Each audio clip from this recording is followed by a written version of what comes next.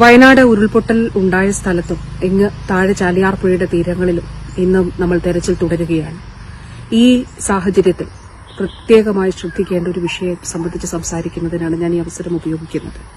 പകർച്ചവ്യാധികളുടെ വ്യാപനം ഈ അവസരത്തിൽ വലിയ തോതിൽ ഉണ്ടാകാനുള്ള എല്ലാ സാധ്യതകളുമുണ്ട്. അതുകൊണ്ട് തന്നെ സ്വയം പ്രതിരോധം എല്ലാവരും ഇക്കാര്യത്തിൽ സ്വീകരിക്കേണ്ടതുണ്ട് എന്നുള്ളത് ഓർമ്മിപ്പിക്കുകയും അഭ്യർത്ഥിക്കുകയുമാണ്.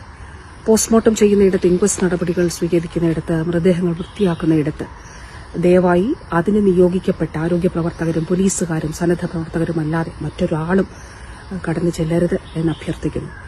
എല്ലായിടത്തും വയനാടും മലപ്പുറത്തും കോഴിക്കോടും കേരളത്തിന്റെ എല്ലാ ജില്ലകളിലും തിളപ്പിച്ചാറ്റിയ വെള്ളം മാത്രമേ ഉപയോഗിക്കാൻ പാടുള്ളൂ. അത് ഈ ഘട്ടത്തിൽ മാത്രമല്ല, എല്ലായ്പ്പോഴും അങ്ങനെ തന്നെ ആയിരിക്കുകയും ചെയ്യേണ്ടതായിട്ടുമുണ്ട്. ക്യാമ്പുകളിൽ ആവശ്യത്തിനുള്ള മാസ്ക് ആരോഗ്യവകുപ്പ് എത്തിക്കുന്നുണ്ട്. അനാവശ്യ സന്ദർശനങ്ങൾ ക്യാമ്പുകളിലേത് ഒഴിവാക്കേണ്ടതായിട്ടുണ്ട്. ക്യാമ്പുകളിലേക്ക് എത്തിയ പകർച്ചവ്യാധി ഉള്ളവരെ പ്രത്യേകമായി, ചിക്കൻ ബോക്സും അതോടൊപ്പം തന്നെ മുണ്ടുനീരുമൊക്കെ ഉള്ളവരെ പ്രത്യേകമായി മാറ്റി പാർപ്പിച്ചിട്ടുണ്ട്. മൃഗങ്ങളുടെ ജഡങ്ങൾ ശാസ്ത്രീയമായി മറവു ചെയ്യുന്നതിനു വേണ്ടി മൃഗസംരക്ഷണ വകുപ്പും പഞ്ചായത്തുകളും അതിനാവശ്യമായിട്ടുള്ള നടപടികൾ സ്വീകരിച്ചിട്ടുണ്ട്.